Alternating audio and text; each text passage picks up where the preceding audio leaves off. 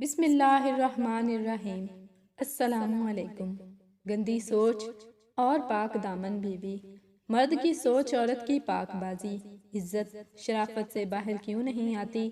معذرت کے ساتھ جو لکھ رہا ہوں وہ کسی مرد کی دل آزاری کے لیے نہیں ہے، مگر اس معاشرے کا حصہ ہوں، مجبور ہوں کہ لکھوں۔ ڈرتے ڈرتے دوست کو فون ملایا، ہیلو کرتے ہی شرمندگی کے ساتھ بولا، یار آئی ایم سوری، میں کافی بیزی تھا، تیری شادی میں نہیں آ سکا۔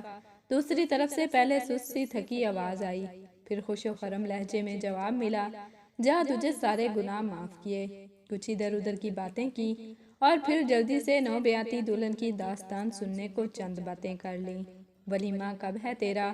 یار ولیمہ کل ہے، لیکن ایک بات بتاؤں، آج میں بڑا خوش ہوں۔ تجھے تو اندازہ ہے کہ میں لڑکیوں کے ساتھ کبھی زیادہ سیریس نہیں ہوا، دل لگی رہی۔ عیاشی پارٹی، اس لیے اعتبار اٹھ گیا تھا عورت زار سے، مگر میں اپنی بیوی سے بہت خوش ہوں۔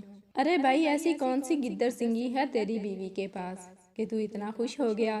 یار کیا بتاؤں، شادی سے پہلے ڈرتا تھا کہ کسی آوارہ یا استعمال شدہ لڑکی سے شادی نہ ہو جائے۔ قسم سے بتا نہیں سکتا، مجھے یقین نہیں آ رہا کہ آج کی دنیا میں اتنی گھریلو لڑکیاں بھی ہوتی ہیں جو اپنی عزت کا خیال رکھتی ہوں۔ یہ باتیں میرے دماغ میں گالیاں ترتیب دے رہی تھیں اور وہ مزے سے بولے جا رہا تھا، یار میری بیوی بالکل پوتر ہے، نیک، واہ بھائی واہ، ایک دن میں اتنا کچھ جان گئے یار، جاننے کے لیے ایک رات ہی کافی ہوتی ہے۔ اس کا فوراً جواب آیا، اچھا وہ کیسے؟ یار لڑکی کا پتہ چل جاتا ہے کہ شریف ہے یا بد کردار۔ میری بیوی ورجن تھی۔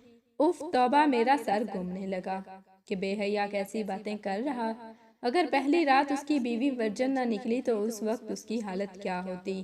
میرے ذہن میں باتیں گھوم رہی تھیں اور ساتھ ہی مجھے اس کے لڑکیوں کے ساتھ افیئرز اور عاشقانہ تعلقات بھی یاد آ گئے۔ صاحب شکل کے اچھے تھے، حالات کے مارے تھے، ہر لڑکی شکل اور ٹشن دیکھ کر دل دے بیٹھتی تھی۔ کچھ عرصہ عیاشی کے بعد تو کون اور میں کون والا حساب رہا۔ آخری بار اس کا جس لڑکی کے ساتھ تعلق رہا وہ خودکشی کرنے والی تھی کہ ان صاحب نے یہ کہہ کر تعلق توڑ دیا کہ تم بہت اچھی ہو، میں تمہارے قابل نہیں، تم بہت نیک، اچھا اور چاہنے والا لڑکا ملے گا۔ خیر، یہ دلہن بھی اس نے ایسے ہی چکر چلانے کے لیے پھنسائی تھی۔ پھر کسی دوست نے چڑھایا کہ اگر مرد ہے تو شادی کر لو۔ جی بن گئے مرد اور لے آئے دلہنیاں۔ میرے ذہن میں آج بھی خیال آتا ہے کہ قرآن پاک میں واضح لکھا ہے، نیک مرد کے لیے نیک عورت اور بد کردار مرد کے لیے بد کردار عورت۔ اور جو شخص خود کہتا ہو کہ میں بد کردار تھا اور مجھے نیک بیوی ملی، یہ کیسے ہوا؟ بات ابھی ختم نہیں ہوئی۔ خیر، بیوی کے پاک دامن ہونے کے چرچے کئی لوگوں تک پہنچے اور ہر کوئی واہ واہ کرتا دکھائی دیا۔ مجھے اس کے بد کردار ہونے یا اس کی بیوی کے پاک دامن ہونے سے کوئی ایشو نہیں، مجھے الجھن ہے تو اس سوچ سے کہ جو اس کے ذہن میں پڑ رہی تھی۔ بیوی ورجن ہونی چاہیے تو نیکی کی علامت گرل فرینڈ ماڈرن عیاش اور بے حیا ہونی چاہیے تاکہ آپ کو انٹرٹین کر سکے۔ تو کیا جن عورت کی پاک دامنی آپ کی وجہ سے خراب ہوئی ہے یا ہوتی ہے تو کیا وہ کسی کی عزت نہیں بنتی؟ آپ کو اس وقت یہ ذہن میں نہیں آتا کہ ورجن لڑکی کا شوہر کیسے سوچتا ہے اور ایسی لڑکیوں کے شوہر کیا سوچتے ہوں گے، مگر یہ سوچنے کی بات نہیں۔ خیر، وقت گزرتا رہا اور کبھی کبھی واٹس ایپ پر ہیلو ہائے ہو جاتی ہے۔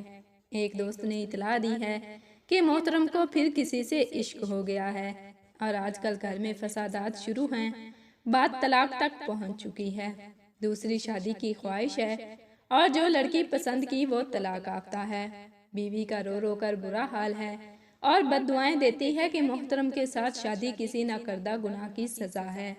اب پتہ نہیں کس کا گناہ اور کس کو سزا ملی، مگر بتانے کا مقصد یہ ہے کہ مرد کو ہر چیز اپنی تسکین کے لیے چاہیے ہوتی ہے، اس میں عورت کا کچھ زیادہ کردار نہیں ہے۔ اگر وہ عیاش کو چھوڑ سکتا تو بخشے گا اس کو بھی نہیں جو پاک دامن ہے، کیونکہ ضرورت اپنی خصلت بدلنے کی ہے، نہ کہ دوسرے انسان کی پاک دامنی کی۔ یہ سب میں اپنے ہوش و حواس میں لکھ رہا ہوں، کسی کی دل آزاری مقصد نہیں تھا۔ مجھے معلوم ہے کہ اس کے بعد مجھے میرے نیک مردوں سے کافی گالیاں پڑیں گی، نکالیں گے، میرا کیا لیں گے، اپنی ہی زبان گندی کریں گے۔